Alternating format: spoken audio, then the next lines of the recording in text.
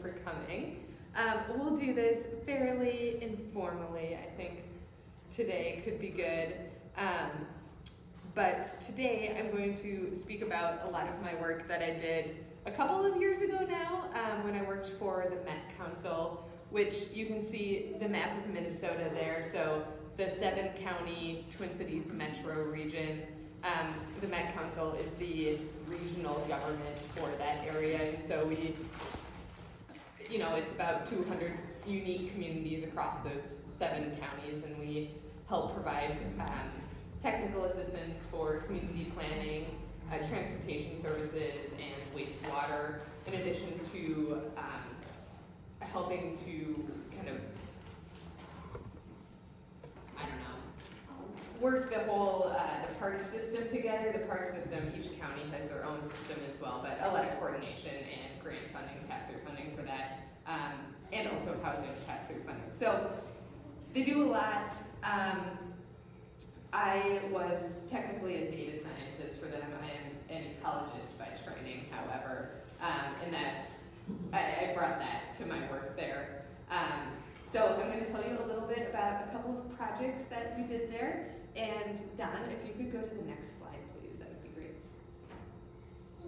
And so I'm going to just give a brief introduction to environmental justice, because that's really the thing that I think centers a lot of this work. A lot of this work is centered around those themes, and I think that's something that this brings this community together as well, and provides some good fodder for thinking on after this as well.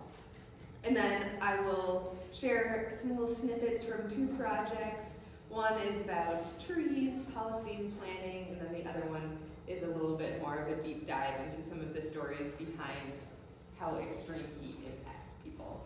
And then we can do some discussion. All right, thanks, Dan. Next slide. And so first, to think a little bit about environmental justice, this big love is at the center is kind of the central premise, right? And it's kind of ironic that this talk gives a lot of examples about how love is certainly not at the center. In fact, racism is at the center. And what I'll speak about today with environmental justice and things like that, it's a really small snippet of how things play out across the region, in the country, in the world. And there really is a whole body of work that's dedicated towards this idea of ecological spirituality. And there are experts that come from a whole range of faiths to speak about how the environment intersects with spirituality and their faith. And there's really some interesting work there, and I know hardly anything about that, but it is something that's worth looking into if that piques your interest. Next, Dad.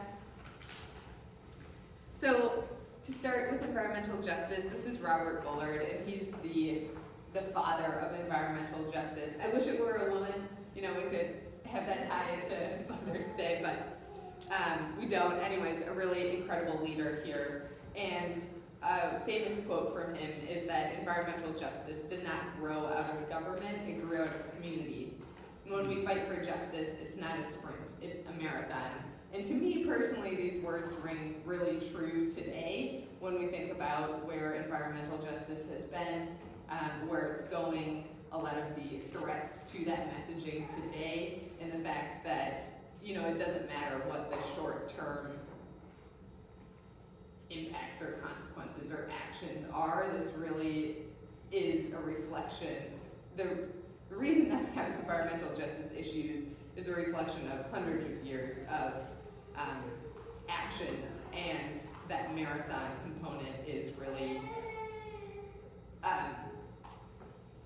grounding, I guess, in the fact that community is where all of this is stemming from, I think also resonates. So what Bullard's seminal work was looking at is really looking at how environmental hazards disproportionately impacted Black areas as opposed to white areas in the South, and that increased health risks to citizens living there. The environmental justice movement came out of the civil rights movement of the 50s and the environmental movement of the 60s, and Bullard, like the 1980s is kind of the heyday of environmental justice coming to a head. Next. So this is the federal definition of environmental justice. A lot of the work that I'm going to talk about is of course done through the lens of government, right, regional government. And the definition that government uses is that it's environmental justice is the fair treatment and meaningful involvement of all people, regardless of race, color, national origin, or income, in the development, implementation, and enforcement of environmental laws, regulations, and policies. And this goal will be achieved when everyone enjoys the same degree of protection from environmental and health hazards and equal access to the decision-making process to have a healthy environment in which to live, learn, and work. And so that is very formal. And this definition, it came out of some work that started in the early 90s when George Bush Sr. established the Environmental Equity Working Group within the Environmental Protection Agency, or EPA. It was more formalized in 1994 when Clinton had an executive order to address environmental justice. And then it's also in the news today, of course, with the office actually being closed thanks to another executive order just earlier this year from the Trump administration. So even though there's environmental justice in government has seen a lot of changes, you know, I really hope that this is not the last change that it sees, and indeed working to achieve equity and environmental justice is necessarily a marathon. Next. Okay, so let's talk a little bit now about how trees and environmental justice are all connected, and how thinking about where trees are situated, how we're thinking about integrating the natural environment into the built environment, how all of that advances regional planning and also policy initiatives. Next slide, please. So when we think about why regional governments exist, it is to provide planning and policy support for individual communities, and like any good vision, right, there are these kind of core values that center a lot of the actions around. And so trees, we really think about them for sustainability and equity through those lenses. That ties into the planning process that the Met Council did for 2040. They typically do 30-year long-range plans. But you know, these words are fairly interchangeable throughout different vision documents, and indeed there is a new 2050 vision, and the words are slightly different, but really integrated around similar like premises, right? And so we wanted to argue that trees are really critical for advancing sustainability and also equity goals, and so that's how we were able to do a lot of this work. Next slide, please. And I do want to say that we were able to create some unique tools and do some analyses and try to help tell the story of how trees and environmental justice are connected, trees and sustainability, how all of that plays out. But these principles are not unique to the Twin Cities region. It's not unique to the work that I did at the Met Council. These issues are really nationwide, and there's a lot of folks doing good work about this. And so this is just a map of the tree equity score. This is a tool that was developed to elevate these issues of environmental justice and canopy across the nation, and these stories are getting out. It was really impactful to be involved in distilling those generalized kind of thoughts and trends to a very nuanced view on the Twin Cities itself. Things are a little bit different, and it was really exciting to be able to kind of pick apart those nuances and make sure that we're speaking to the right trends that are happening, the right voices are included.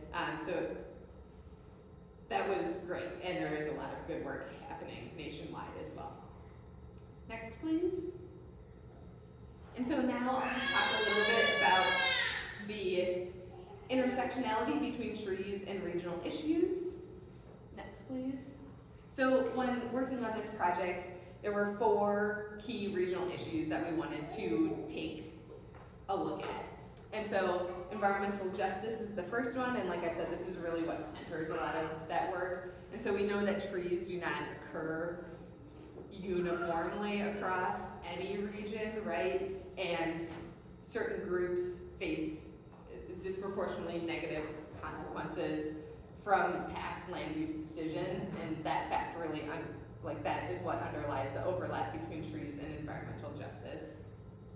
Climate change is, of course, another big issue that's facing our region, the state, the country, the world, and trees and other green infrastructure can be really useful in mitigating some of the consequences from rising temperatures and altered precipitation patterns.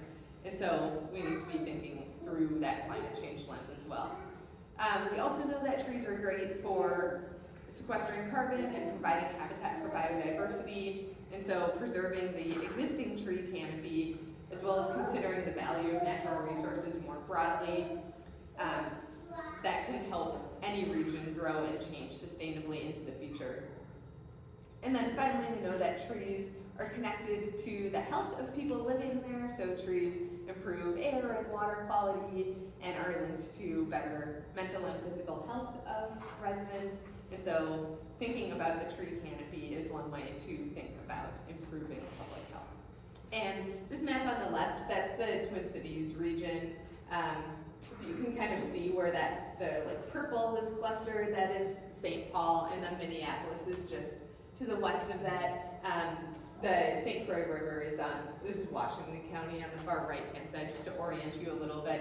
And so this is a map of 4 different colors kind of showing which of these core regional issues rose to the top when we did this data analysis. And, it's not living here. It might not resonate a lot in saying, oh yeah, climate change is the #1 issue facing my community. But the key takeaway here is that different communities have different issues, right? These issues, they are intersectional and they are all connected, but some are going to be elevated in certain regions. And so just kind of thinking about what are the core issues facing, what resonates with you, I think is a worthwhile exercise as well. Next, please. Okay, so given that broad overview, I just want to share a little bit of the more history behind this overlap and provide some recent data that shows out how these issues are playing out in the Twin Cities. And so the first thing to know is that in the Twin Cities and across the nation, racist policies and history just profoundly influence today's environmental conditions. And so here, the systematic seizure of indigenous lands and genocide that occurred as Dakota and Ojibwe people were coerced into signing land cession treaties. That started in the early 1800s, and while 200 years have passed since then, and that time can span multiple human generations, that is 200 years is easily recorded in the lifetime of a single tree, right? And so it really makes poignant the profound impact that policies and history, especially when they're racist, right? How that can influence today's current environmental conditions.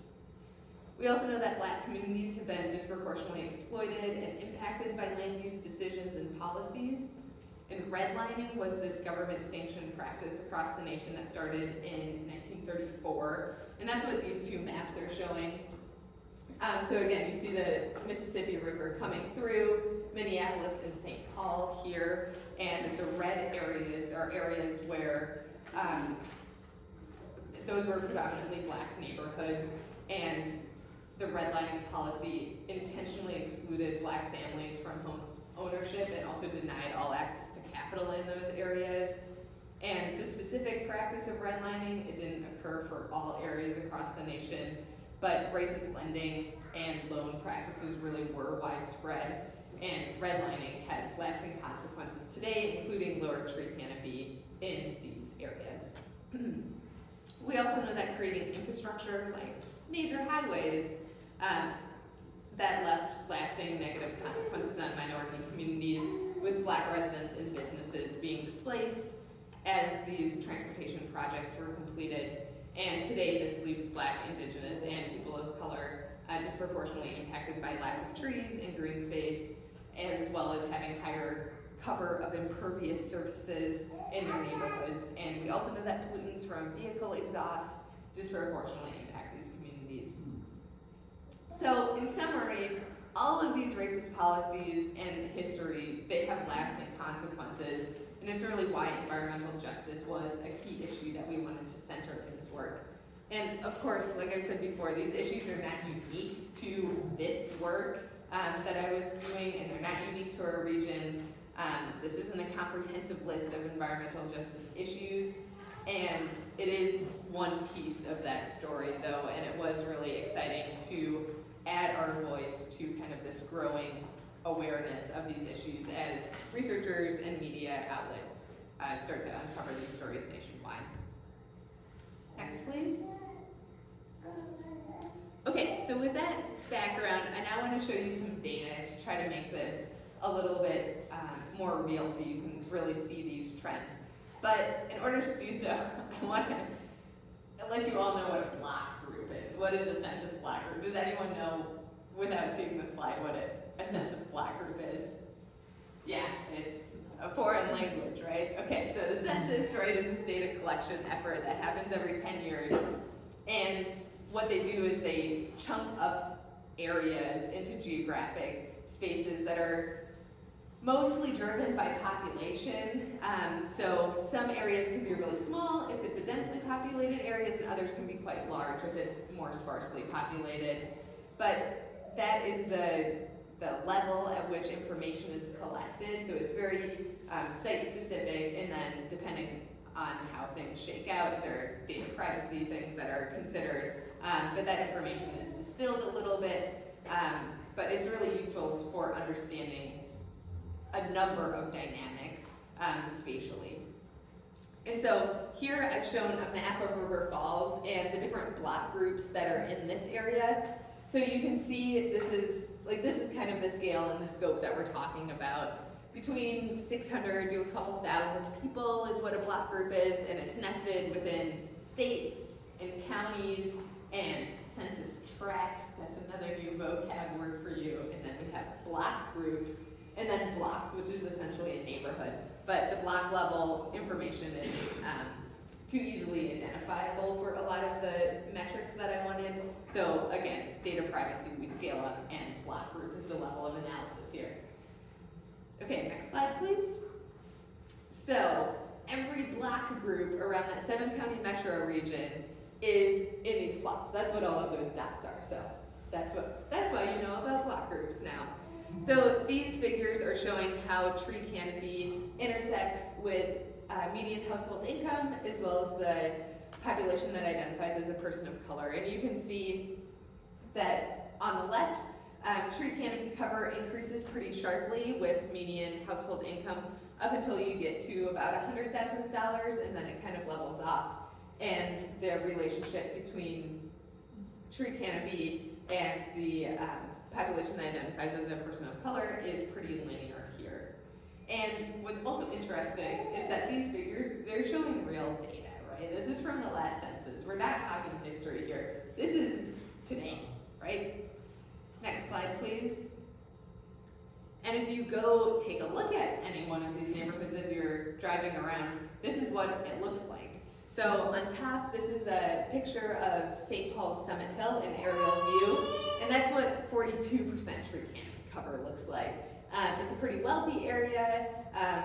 Not a lot of residents identify as a person of color, and the population density is like 13.2.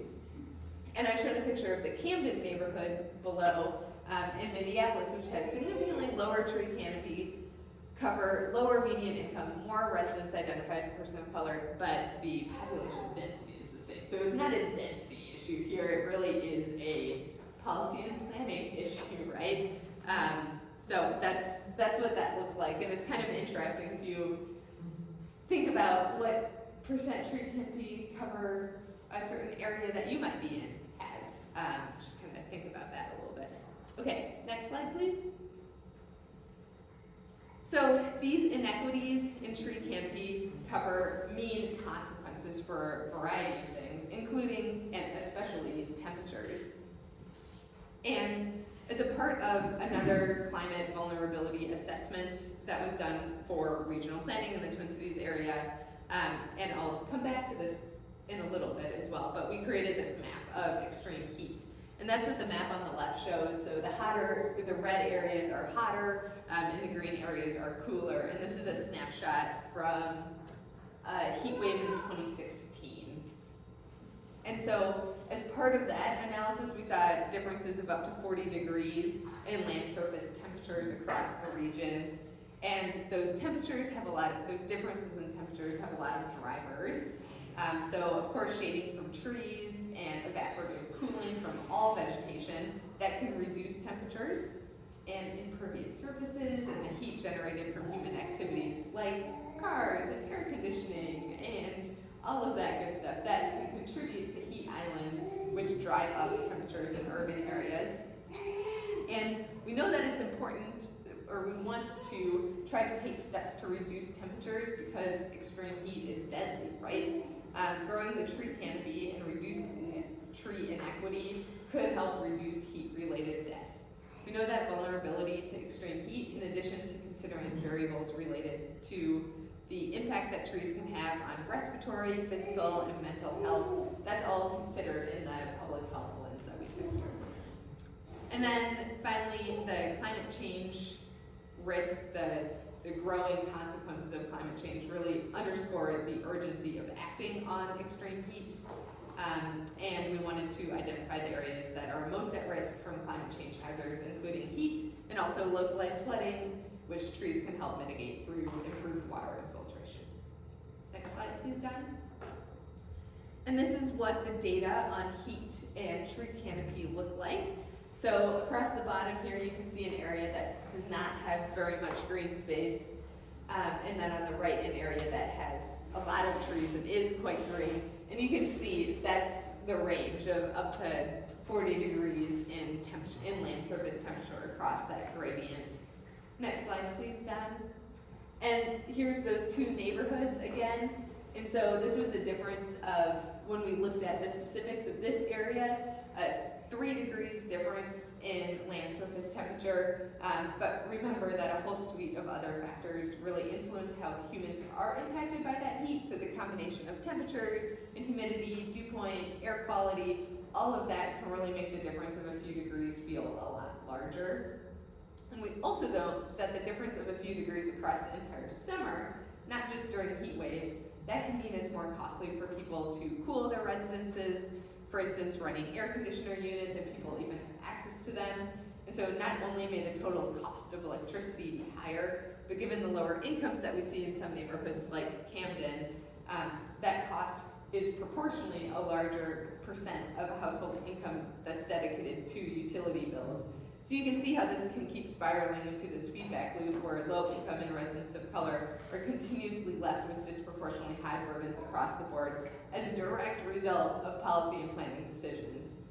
And so one thing that I also just kind of want to note about these two neighborhoods, or any neighborhood, I've talked a lot about how trees are great and provide all of these benefits, but one thing that we know is we also know it's really not a good solution to make top-down decisions to, help these neighborhoods, to plant trees in these neighborhoods. And there's a lesson from Detroit, Michigan, where the city tried that, and they just went in some neighborhoods and planted trees, but no one asked the residents what their opinions were. No one asked about what type of trees they might want, what their plan for maintenance and keeping these trees healthy was, and unfortunately the project was a failure. No one liked these trees because they were the experts in that region and they were never asked, right? And so while the data on trees and inequity, it is powerful, but stakeholder engagement is also really critical. And you'll see this kind of continually emphasized in the work that Met Council does is try to think about what do the experts, what do the people living here, what do they want, what is their opinions, what do they know that the data can't tell us, right? Next slide, please. And so earlier I mentioned the impacts of redlining on green space and temperature, and this is just a quick data point on this. So this is the land surface temperature on the x-axis, and we have the grays, which directly correspond to the redlining on the y-axis, with the redlined communities being at the bottom. And you can see those are the hottest communities today. There's a lot of variability in that due to other factors as well, but this shows how, again, another example of how past policy has ramifications today. And yeah, hopefully you're starting to understand, get some of that data, right, that shows that how shade trees can have the potential for helping to change these trajectories. And this pattern is not unique to the Twin Cities by any means. It's also been documented nationwide. Next slide, please. And then the final lens that we took when we were thinking about tree canopy cover is to think about the conservation of natural resources. We know that planting new trees is great, but really when we're thinking about green infrastructure, there's so much more there, right? It means preserving what is working well, what you have. We know that mature trees have the largest benefits in terms of shade and carbon storage, habitat for biodiversity, impacts on air and water quality. So keeping those mature trees there is really critical because it takes a long time for a tree to grow and provide that shade. We also know that growing and conserving mature trees is a lot harder than planting new trees. We know that drought stress can be an issue when establishing new trees, and invasive pests like emerald ash borer or a bunch of other diseases, pathogens, plus new developments and suburbanization also threaten the health of existing trees and forests. And that's why we wanted to include this conservation lens. Next slide, please. So what we did is we created this online tool that maps all of the data across the region and shows tree canopy cover. Again, today's tree canopy cover, not anything historic, and is a way for residents of any community to kind of see themselves in this data, right? I'm not going to show a demonstration of this tool, but if you are particularly interested, of course you can find it online. Something else that we did that was pretty impactful as well, which was, I'm a little ashamed to admit, it seemed like more of an afterthought to me, but it really resonated strongly with folks, is we tried to get some of the voices behind this work, some of that human connection. Next slide, please.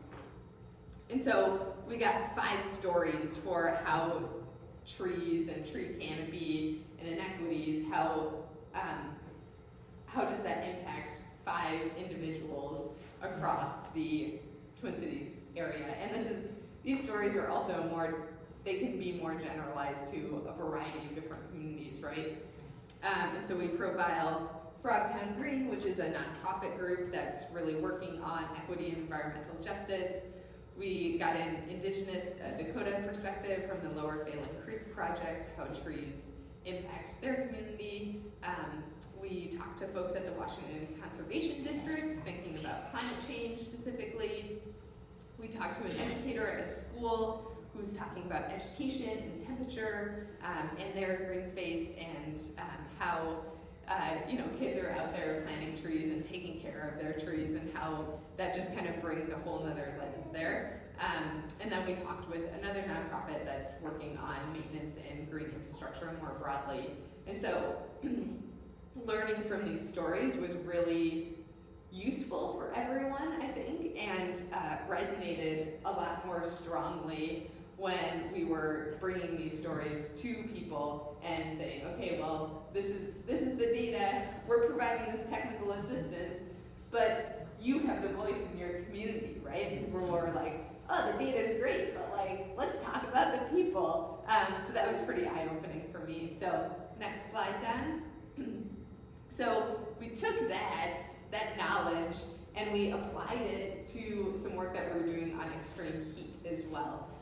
So I'm just going to share a couple of those stories on extreme heat before I'm going to conclude with a couple of discussion questions for you all. So next slide, please, Don. Again, the work and the way that we went about doing this work was responding to a community need here. But like I said, we really wanted to humanize that data, right? The data is great, but what about that storytelling component? And how do we make this work really impactful for broad audiences? And we worked with university, U of M internship class on this, so we had some great young leaders helping us here. Next slide, please. Like I said, we did do some data and mapping, and this is really cool from that perspective. Like pretty remarkable that we were able to take, understand what land surface temperature is on a 10 meter by 10 meter scale. So, we could figure out what the land surface temperature is here on any given day, thanks to advances in remote sensing and satellite technology. But that data only goes so far. So there is cool data to back this up. But what's really interesting is the next slide, of course, how this intersects with kind of a new vision, right? And how this can help advance goals of environmental justice and equity. Next slide, please. So we got these stories, and again, just kind of the high points here. So we heard about how energy assistance and mutual aid are connected. So we talked to the executive director of the Energy Sense Coalition, which is a group that helps low-income communities access mostly heating supports, as well as one of our former coworkers who is involved with a mutual aid group in response to heating and cooling needs. And so what we heard from these individuals was that, of course, the impacts of heat are really not felt evenly around the region. Like I said, there is kind of this spiral that where some communities just disproportionately feel a lot of impacts stemming from redlining, stemming from all of those racist policies that have really lasting impacts today, and deepens those inequitable impacts are deepened with disproportionate energy burdens as well. And with the mutual aid component, we heard that there are a lot of groups and people that are working to help fill those gaps in access to cooling.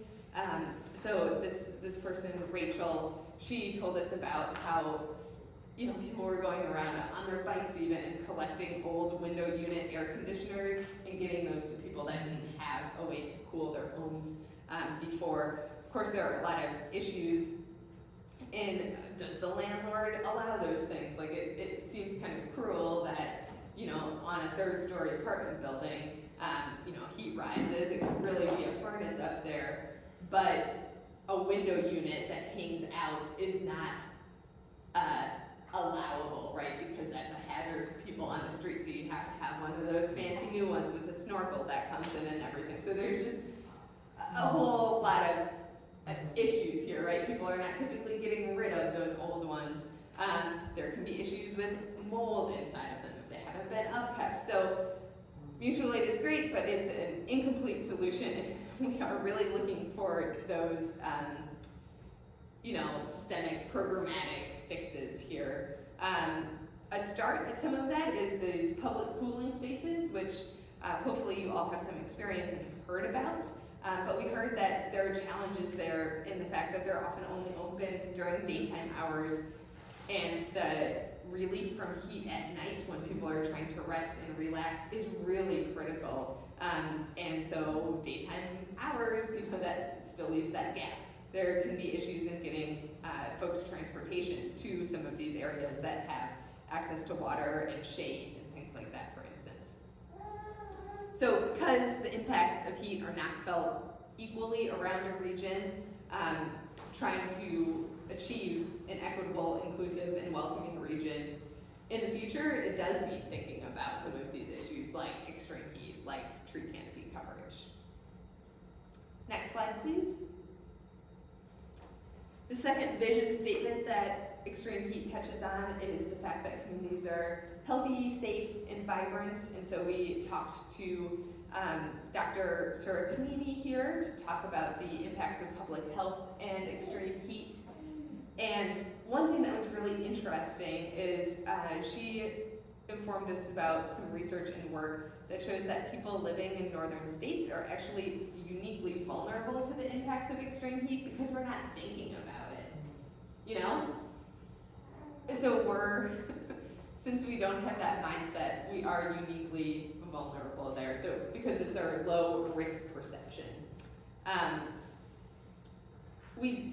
One thing that we heard from her is this concept of the social determinants of health. And so if you've ever heard of the phrase that your zip code determines your life expectancy, that you understand about those social determinants of health a little bit.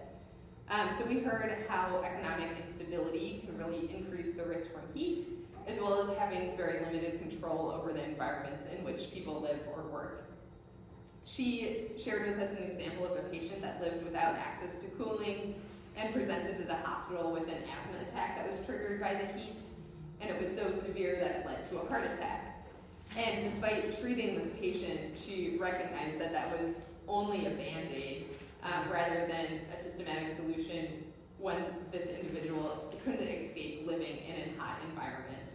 And she also mentioned the fact that outdoor workers face disproportionate heat risk without adequate protections, and we have seen a rollback in protections as well. So just kind of thinking about the insidious, like these tentacles, they really touch a lot of different facets. So in order to create healthy, safe, and vibrant communities to live, work, and play, I think that's only true if we're thinking about helping communities build resilience to extreme heat. Next slide, please. And then the next set of interviews that we did, we talked to a landscape architect, and so Mo was really inspirational in recognizing that we do have this urban heat island impact, and we have built ourselves into that situation where we have disproportionate heat burden thanks to the built environment and impervious surfaces, and not thinking about reconnecting with the natural world. But she has this viewpoint that if we built ourselves into this problem, we can build ourselves out. And really recognizing that microclimate can be a powerful way to make little interventions, right? And so this map is, I'm sorry I don't have a scale on here, but this is just a couple blocks of an area, and I've highlighted 2 parks that are in downtown St. Paul, and you can see it's a little island of green, a little island of cool. Here those green temperatures are more cool, and the orange and the reds are hotter temperatures. And so providing relief from the heat through these little pocket parks can be a powerful way to help communities plan and design for the future, in addition to figuring out how to bring nature back into communities. Next slide, please. And then the final story that I want to share with you all is kind of this vision that the Twin Cities has, the Met Council, for helping provide some technical assistance to help protect and restore natural systems. And so we got a story about strengthening the connection between humans and nature. So we talked to a health psychologist and also an urban farmer. And we heard that nature is not, same like heat disproportionately impacts certain communities, access to nature is not equitable around any region.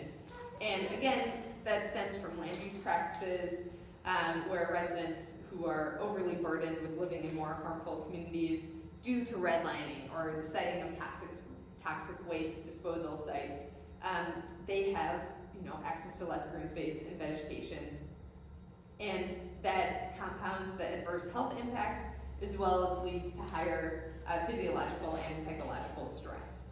And so that's something to recognize as well. Like, it's not just about the physical environment or physical manifestations of these impacts. It also can be really mentally stressful, right?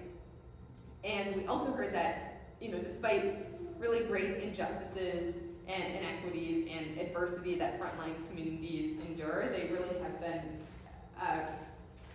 a leading example of showing resilience in the face of climate change and extreme heat with little to no systematic support. And so bringing visibility to that work is important.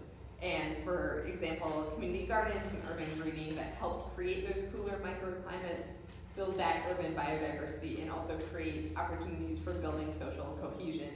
That is happening. And so we know that restoring and protecting natural systems can mean protecting large contiguous swaths of green space, which is of course important for regional kind of cool heat sinks, but it can also mean looking and trying to find those high currency interventions at a local scale, like community gardens or urban greening projects, which can improve residents' wellness and resilience while also prioritizing nature. So altogether, helping communities build resiliency to extreme heat is intertwined with practicing protection and restoration of natural systems. Next slide, please. So before opening up for discussion, I just kind of want to quickly recap everything that you guys have been so kind to sit through here. So we know that environmental justice, it really should be central to policy and planning work that we do. And I think in a lot of instances, there are so many instances of where it is now, even if those words are not used. And I think that will be something that we'll see more and more of, particularly through the Trump administration. So we might have to look for it and work extra hard to elevate that work on the ground, right? But I do think it is critical to center that work.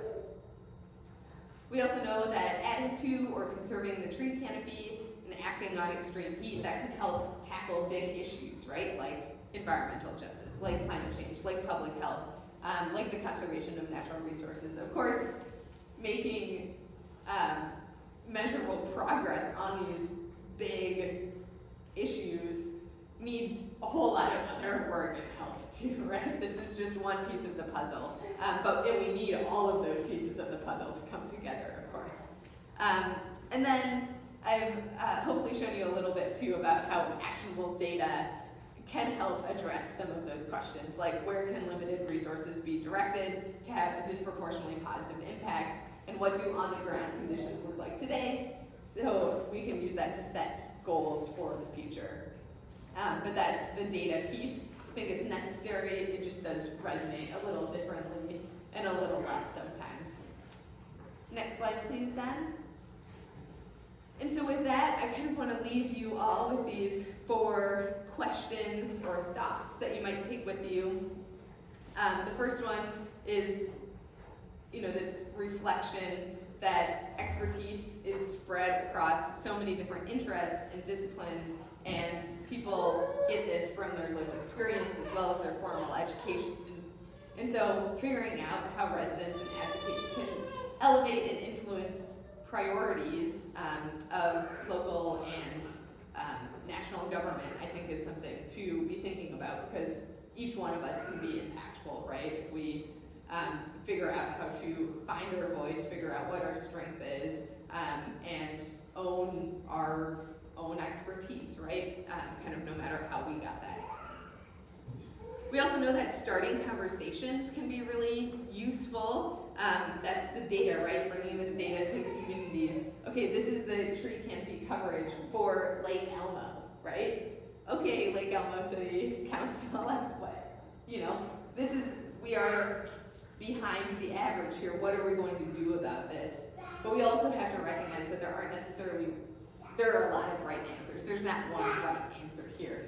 And so thinking about these community-specific needs will be influential when we try to think about what the options are for solutions there. I think it's also really important to understand the past so that the future can look different, right? And this is true in so many different spheres, right? And so just kind of asking yourself, well, why, right? Why is it important to understand the past to make current and future policy decisions? You know, policy is not a very, I think I can say this because I work in policy. It's not very glamorous. It feels like the needle doesn't move very fast. But I think that we do need to look back at where we've come from so that we can learn from that and hopefully end up somewhere better, right? And then finally, trees and heat, that's just, those are two examples of intersectionality between a whole host of different issues. And so thinking about some other cross-cutting themes that require a really integrated problem-solving approach is something that I think each one of us can think about and take with us, because it is a really complicated world, and kind of like that first bullet point, you know, we all exist in this world, right? And if we can be curious and reflective about the dynamics that are going around us, and thinking about what experience and knowledge do I bring to this, or what am I learning from this, that expertise can be really useful. So thanks everyone for being here and hearing a little bit about these issues, and hopefully learning a little something. If you go to the next slide, Dunn. I do really want to thank one of my colleagues at the Met Council, Eric. He and I were great collaborators, and we had a lot of fun with this work, both on the data side as well as getting those stories and trying to make this relevant to all of those 200 communities across the Twin Cities. And one thing that also happened just a couple months ago, actually, which is pretty exciting, is with the data aspect of this, we really tried to prioritize open source methods and approaches, which means that kind of anyone should be able to access them without needing a license for fancy geospatial mapping software, for instance. And Dane County, so the Madison area, they have launched their own Growing Shade project now, and so that's pretty exciting. Like I said, these issues, we were able to speak about them in a nuanced way for the Twin Cities area, but they're really not unique, you know? We're unfortunately not special in a lot of these areas, and so helping people start those conversations is something that we feel really fortunate to be able to do. So, thanks everyone.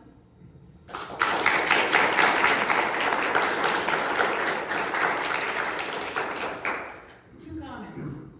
Looking at the past, I lived through Dutch elm disease in Minneapolis growing up. I remember Penn Avenue becoming, it was beautiful, and then it was a desert, and it stayed a desert because nobody cared. That applies to the River Falls area now. We have allowed our builders to just do a monoculture of trees, so we're now paying the price on losing a lot of ash trees, and we may see it with our oak trees because we have oak wilt. There are other trees that are going to also get gotten by something that we import. That means that we need to plant many different types of trees. Now the second comment is my aunt, Wendy's and my aunt, Mary Anderson, was head of the Metropolitan Council, appointed by Arnie Carlson in '91. And so she had a lot to do with what happened in Minneapolis as well. Yeah, that's very interesting. And I think you make a really good point too about the diversity, right? I think that just like these issues are so interconnected, there's, unfortunately, there's not one silver bullet, right, that's going to address everything. Like planting trees is great, but what are you planting, right? Is that the type of tree that people want there? How do we operate knowing that there are a whole bunch of diseases and pests and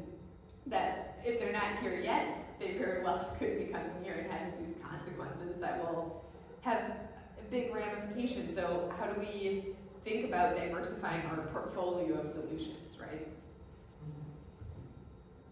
Yeah. Yeah, I'm interested in alternatives to electric air conditioning. 50 years ago, my first wife and I lived in River Falls in a farmhouse with no air conditioning.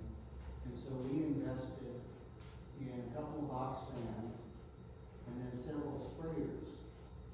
And we would sleep in the living room at night and have water fights with these sprayers, get each other thoroughly soaked, but also the sheets.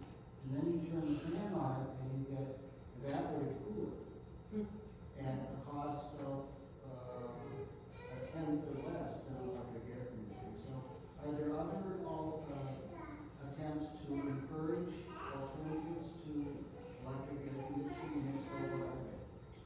I am certainly not an expert at that, but I would hope that there are. I mean, I do know that heat pumps, right, and other emerging technologies are becoming more and more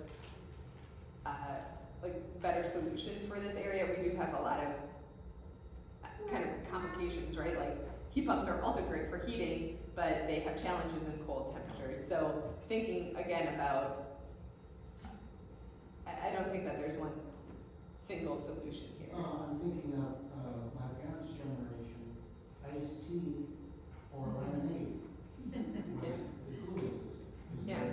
When you go back into the early 50s, very few people had electric air conditioning. But most people had iced tea or ice water or ice cream. So I think I hope there's a way to involve and evoke the ingenuity of not only current but past generations. Yeah. Always get through the summer. Yeah, and I think we can do a lot of that by learning from each other, right? Like, we are not the hottest part of the world by any means, right? Like, we have a lot to learn that we can learn by talking to You people. know, in college, I went to Lawrence and Appleton, we had water moving class. And it was great. So it was interesting ways to cool off. With regard to heating and cooling, I know that there are new building codes and designs that are available that make a home, passive cooling, like a passive solar to stay warm in the winter and cool in the summer. You can even put solar panels on a porch overhang instead of a regular roof, so it filters the light coming in and makes it less hot on the porch. But the point really I wanted to bring up was that it's so much less expensive when you can plan ahead, taking into account all these things like what kind of trees to put along sidewalks where the roots don't tear up the sidewalk. And but what I'm seeing in the town of River Falls now is you do have a lot of builders that are building more high density residential, which we absolutely need. But how to put in building codes and ordinances that would require increasing green space and calling out what kind of trees so you have the variety and placement of where to put them so it actually provides some shade to the buildings and more green space for people to just recreate. And so that means going to your city council meetings and engaging people like Sean Downing, who's on the council, who's amazing, and calling that out. And taking a look at the data sets that you have created and use the data sets to inform the community. This is what can happen, but then also incorporate the human stories, like the person who suffered a heart attack because of the heat and had no alternative. So, yeah.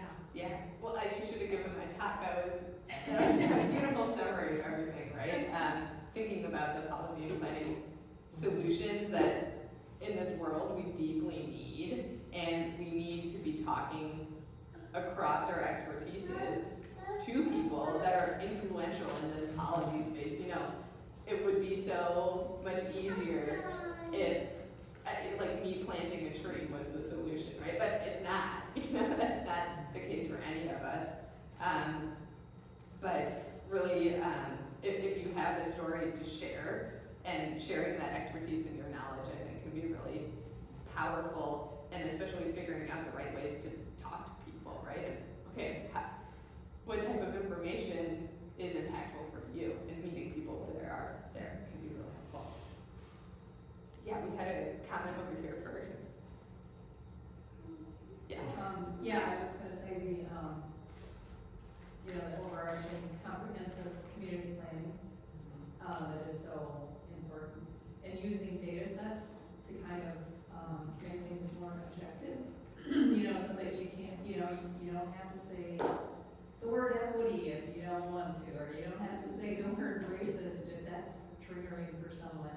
But you can really use the data and say, here are spots that really need attention.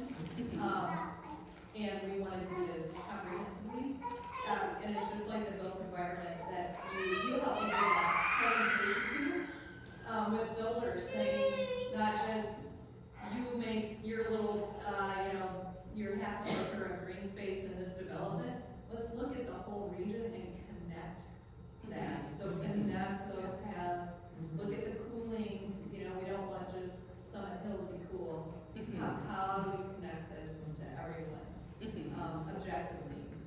So it's not just me, or, you know, or something not in my backyard. It's like, no, we need to look at this big.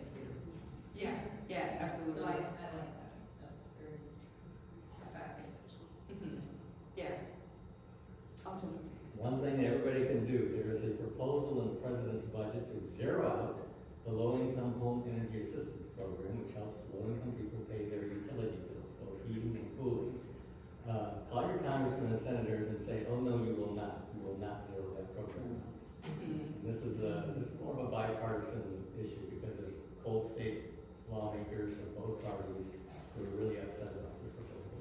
So let your congressman know that you are too. Great, thanks for bringing everyone's awareness to that. I'll keep it short, 3 quick bullet points.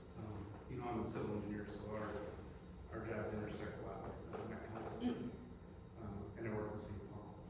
So I'll just say Rachel Carlson, 1972 Clean Water Act.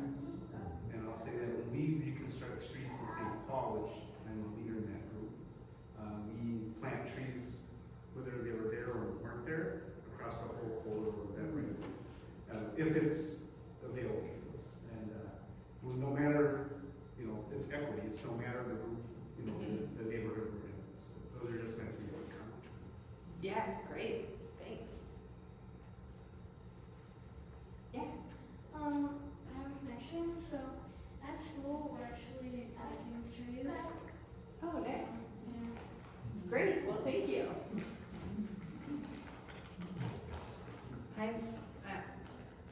I just read that the sound of birds singing is calming to people.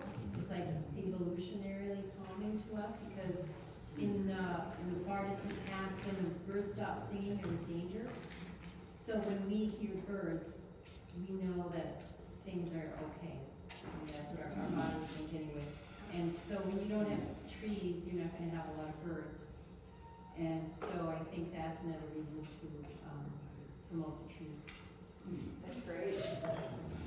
Kind of along those lines, something else that there's research that the U of M is doing on this to try to figure out what urban tree biodiversity is like, because there is this thought that urban communities in particular are much more homogeneous in terms of their biodiversity than more rural or more natural areas, and so you know, I think that would be great if there's a way to tackle that and also bring back the diversity of birds that we could have and help support that, because, you know, it's really wonderful to hear a whole variety of songs instead of just, you know, a pigeon or something like that.